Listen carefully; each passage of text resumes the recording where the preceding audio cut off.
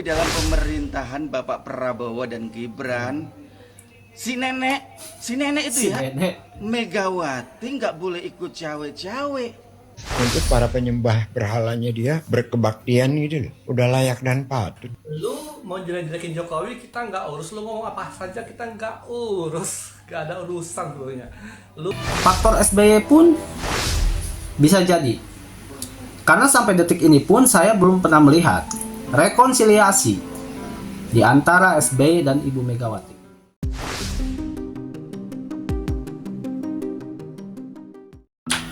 Oke, jumpa lagi di channel update. Nah guys, ada gagasan yang dibuat oleh presiden terpilih, dan ini menurut saya sangat baik, sangat positif. Sebuah forum bernama Presidential Club atau Klub Presiden yang direncanakan dan digagas oleh presiden terpilih Prabowo Subianto. Ini merupakan sejarah baru. Tercatat, Pak Prabowo adalah presiden satu-satunya yang menggagas ide untuk mengumpulkan sebuah forum dengan para mantan presiden yang masih hidup, dengan tujuan utamanya adalah untuk berdiskusi, sharing berbagi pengalaman, dan tentunya menampung semua aspirasi. Dan sekali lagi, saya patut apresiasi dengan rencana gagasan yang dibuat oleh Prabowo Subianto ini. Namun, patut kita sadari ya teman-teman, kalau kita melihat situasi politik saat ini, rasa-rasanya ini akan sulit terwujud, sangat sulit. Bukan hanya karena faktor Jokowi saja, sebagai orang yang mungkin asumsi kelompok mereka, Jokowi adalah penghalang rekonsiliasi antara Prabowo dan Ibu Mega. Kalian juga perlu ingat, dan ini menurut saya, faktor SBY pun bisa jadi. Karena sampai detik ini pun saya belum pernah melihat rekonsiliasi di antara SBY dan Ibu Megawati. Padahal itu sudah lama. Lalu, apakah gagasan yang dibuat oleh Prabowo Subianto ini akan terwujud? Ya kita nggak tahu ya, karena politik itu tidak ada yang pasti. Tapi menurut saya sangat sulit dan ya kemungkinan untuk terwujudnya hanya 20%-an lah. Jadi sekali lagi saya patut apresiasi ya dengan gagasan dan rencana yang dibuat oleh presiden terpilih ini, karena ini baik untuk kemajuan bangsa, baik juga untuk persatuan bangsa, terutama persatuan di antara para elit partai politik. Presidensial Club yang saya maksud itu bukan mendirikan institusi baru atau Pak Prabowo mendirikan lembaga baru, bukan sama sekali. Jadi Pak Prabowo sejak awal menyampaikan bahwasannya visi utama beliau itu adalah keberlanjutan. Salah satu watak politik utama Pak Prabowo itu adalah mempersatukan, watak politik rekonsiliatif. Nah, semangat keberlanjutan, semangat persatuan itu disimbolisasikan dengan tentu silaturahim, dengan sharing secara terus-menerus.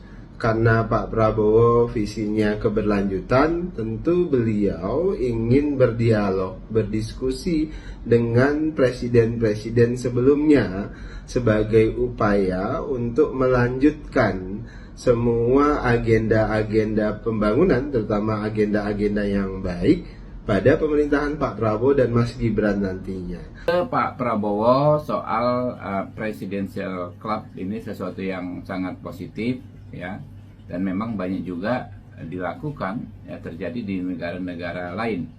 Semangatnya adalah bagaimana segala capaian, segala hasil positif yang pernah didapatkan oleh pemerintahan sebelumnya agar bisa terus dilanjutkan ya.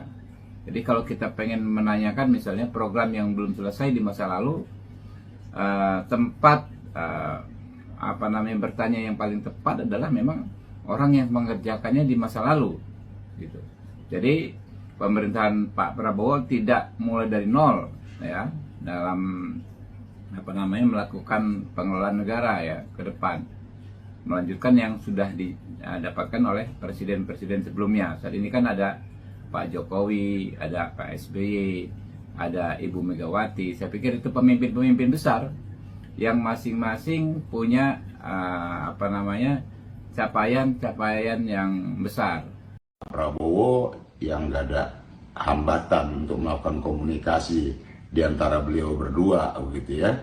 Karena Ibu Megawati dan Pak Prabowo ya selain sebagai sahabat juga adalah yang pernah berpasangan, jadi nggak ada hambatan kalau antara Ibu Megawati dan Pak Prabowo tentunya. Nah tadi kalau menyangkut tentang Presiden Club itu kan itu harus dielaborasi lebih lanjut. Lucu ya guys video dari Masinton ini, dan memang ini menarik ya, pernyataan dari Masinton ini tampaknya memang kalau saya lihat Masinton ini sudah banyak sekali apa yang dia dapat ya, mulai dari kekalahannya di Pileg, mulai dari ucapan-ucapannya yang akhirnya menjadi bumerang buat dirinya sendiri, dan yang pasti orang yang selalu dia rendahkan dan hina ternyata sekarang menjadi orang nomor 2 di Republik Indonesia ini. Lalu dia katakan dengan seenaknya bahwa Prabowo dan Megawati adalah sahabat. Dan saya juga sering mendengar narasi dari orang-orang, terutama dari elit-elit partai politik, yang selalu mengatakan sebenarnya Prabowo dan Ibu Megawati itu tidak ada konflik ataupun masalah. Hanya masalah itu terletak pada sosok Jokowi saja dan Gibran tentunya ya. Itu yang selalu dikatakan oleh elit-elit partai politik termasuk Masinton ini. Tapi saya ingin mengingatkan teman-teman, jangan salah ya. Perjanjian batu tulis yang pernah diributkan pada tahun 2009, lalu apakah itu bukan sebuah konflik atau masalah? Prabowo Subianto mengaku kecewa karena Megawati Soekarno Putri ingkari perjanjian koalisi yang mereka sepakati 2009 lalu. Nah kalau anda di pihak saya kira-kira, kalau anda manusia dan anda di pihak saya kira-kira kecewa atau tidak? Ya Anda menilai saja gitu. Untuk para penyembah berhalanya dia berkebaktian gitu loh. Udah layak dan patut. Lu mau jelek-jelekin Jokowi kita nggak urus, lu ngomong apa saja kita nggak urus, nggak ada urusan sebenarnya. Lu mau ngomong Jokowi, keluarga Jokowi, udah semua orang pembenci Jokowi udah jelekin Jokowi di mana-mana. Rata-rata semua pembenci itu anaknya Abah ya, otomatis anaknya Anies Baswedan. Lu kan teman dekatnya Anies Baswedan, lu termasuk ordal ya kan ya. Anies Baswedan katakan di debat banyak ordal. Lu kan ordal, lu tim TGUPP yang gaji puluhan juta sebulan, bahkan lu bisa masuk ke PT Jaya Ancol. Kalau bukan ordal dari mana lu bisa masuk? Lu teman Anies memang udah lama, dari sejak lu kuliah gitu loh.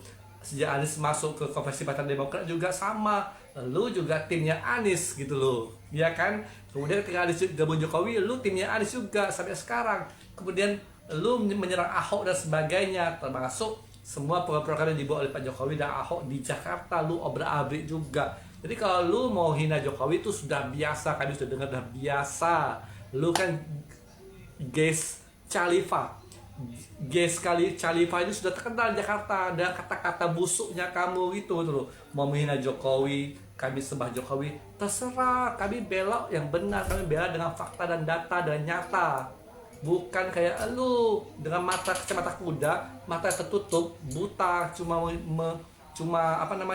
memuja-muja Anies Baswedan saja gitu. Kenapa? Ya karena Anies udah kasih lu jabatan di dalam tim TGUPP, bahkan komisaris PT Jaya Ancol, ya kan? Nah, lu sama dengan sebelah lu itu, si Bambang itu yang dikatakan sama si Yusril kemarin, dia itu tersangka seumur hidup. Ya sama 11-12. Kamu Bambang dan Anies Baswedan itu 11-12. Jadi kita nggak peduli lu mau apa, kami penyembah Jokowi. Oh itu kan menurut kamu gitu loh. Tapi kita nggak peduli lu ngomong apa tentang Jokowi. Jokowi is the best. Kami sayang presiden kami jaga presiden kami hormati presiden kami. Kenapa? Karena ini presiden kita, presiden kami yang membangun bangsa ini untuk ke depan lebih maju lagi. Gak kayak kamu mengobrak-abrik sama kayak Anies Baswedan, mengobrak-abrik apa yang sudah bagus, apa yang sudah ada diobrak-abrik. Kita gak peduli. Lu mau nungging, lu mau kejang-kejang, gak peduli. Bapak Jokowi, dengar ya suara saya ya. Aduh, Bapak Jokowi dalam pemerintahan Bapak Prabowo dan Gibran, si nenek itu ya, Megawati nggak boleh ikut cawe-cawe. Kenapa? Betul juga ya, nggak boleh ikut cawe-cawe dalam pemerintahan Prabowo dan Gibran. Takutnya nanti ribet. Ya, saya sokong, saya dukung. Nggak boleh ikut cawe-cawe Megawati dalam pemerintahan Prabowo dan Gibran. Nanti bikin ribet, betul, nanti bikin ribet. Mending nggak usah. Kalau sekedar nasihat, boleh apa enggak? Tapi kalau nasihatnya bagus diterima. Tapi kalau nasihatnya nggak bagus, nggak usah deh. Nggak usah Bapak Jokowi, nggak usah. Ya, udah ya, itu aja. Nggak boleh cawe-cawe, dah. Kami orang PDIP. PDIP masih yang terbaik. PSI, partainya Jokowi cuma 2%. Dari mananya saudaraku ini belajar ini? Hah? Saudaraku, Pak Jokowi nggak punya partai PSI. Yang ianya anaknya Pak Jokowi, Mas Kaisang, ketua umum PSI. Ya. Kalau PSI hanya meraih 2 atau 3% suara, itu wajar. Karena apa? PSI itu kan partai baru. Iya kan? Mungkin baru berumur 5 atau 7 tahun. Ya. Dan itu membuktikan supaya saudara tidak gagal paham. Anda yang mengkomen PT saya ini. Ya. Ketua Umum PSI, Mas Kaisang Pangarep. Ya, anak dari Bapak Presiden Joko Widodo. Partai yang dipimpinnya tidak lolos ke parlemen atau tidak lolos ke Senayan. Itulah buktinya. Ya. Itulah yang membuktikan bahwa pemilu kemarin tidak ada intervensi dari Bapak Joko Widodo. Betul. Supaya Anda tidak gagal paham, saudaraku. Ya.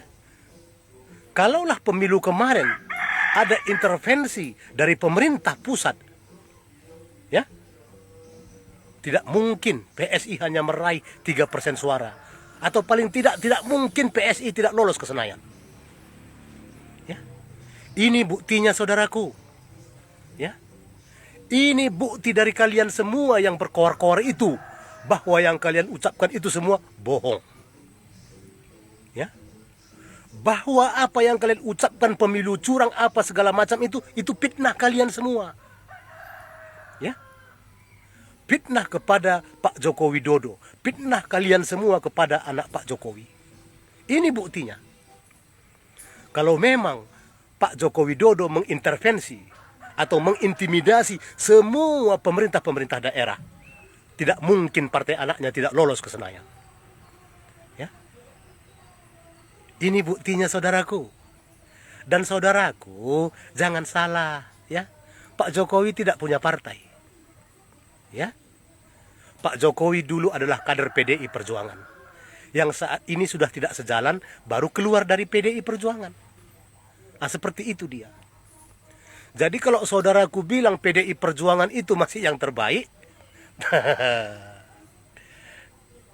ya saya sih berpikirnya beda. Boleh kita berpikir beda kan? Tapi saudaraku biar paham. Yang namanya terbaik itu saudaraku bukannya menjadi kemunduran. Ya. Saudara ingat berapa suara PDI Perjuangan di tahun 2019? Hah? Saudara ingat berapa suara PDI Perjuangan di pemilu kemarin? Biasanya saudaraku, yang namanya terbaik itu bukan mengalami kemunduran, tapi peningkatan. Ini suaranya PDI Perjuangan anjlok kok. Anjlok suara partai yang Anda dukung. Dari 19% menjadi 16%. Itu namanya yang terbaik. Kami tidak memungkiri, ya. Kami tidak menolak fakta bahwa PDI Perjuangan masih pemenang pemilu, itu betul. Tapi jangan Anda bilang terbaik. Kalau PDI Perjuangan memang terbaik, tidak mungkin, ya, tidak mungkin Ganjar Pranowo gagal jadi presiden. Ya, itu kalau PDI Perjuangan masih yang terbaik. Ini Anda lihat kan? Berapa suara yang dihasilkan oleh Ganjar Pranowo di Pilpres semalam? Tidak jauh beda dengan suara PDI Perjuangan. Karena apa? Jujur kawan, ya. Yang memilih Ganjar Pranowo tidak lebih daripada yang memilih PDI Perjuangan. Hanya itu, ya.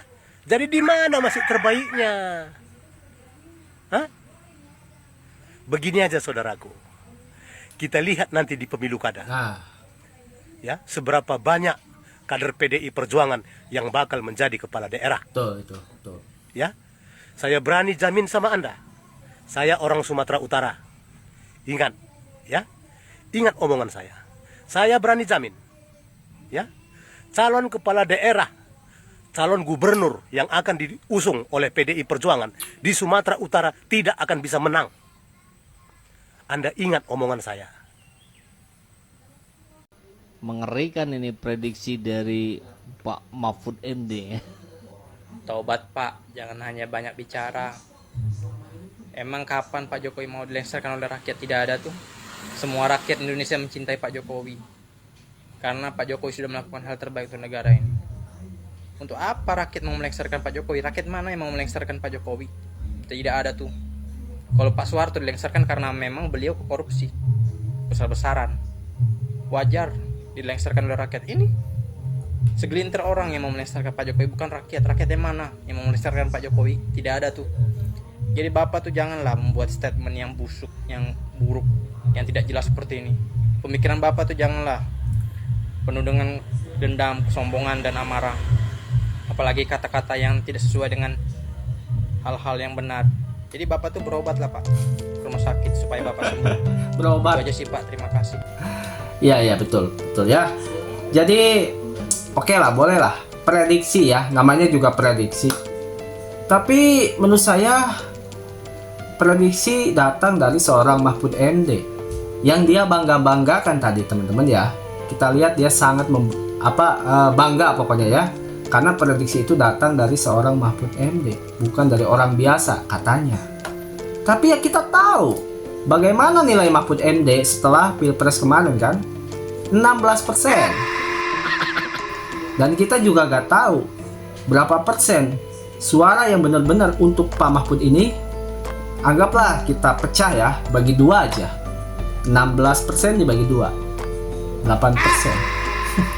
Jadi jauh banget ya atas pencapaian kalau kita bandingkan dengan Jokowi. Jauh banget. Jadi menurut saya tolong ya buat netizen, saya gak tahu namanya tadi siapa, carilah sumber yang kredibel ya, atau orang-orang yang benar-benar berpengaruh. Jadi apapun yang dia katakan, termasuk kalau misalkan dia mau menerawang, memprediksi, ya tentu ini akan menarik untuk kita bahas. Jadi kalau misalkan penerawangan itu datang dari orang yang sudah jelas-jelas terbukti hanya sedikit rakyat yang memilih, ya sorry ya, mohon maaf gitu. Bagi saya itu hanya seperti sebuah dongeng.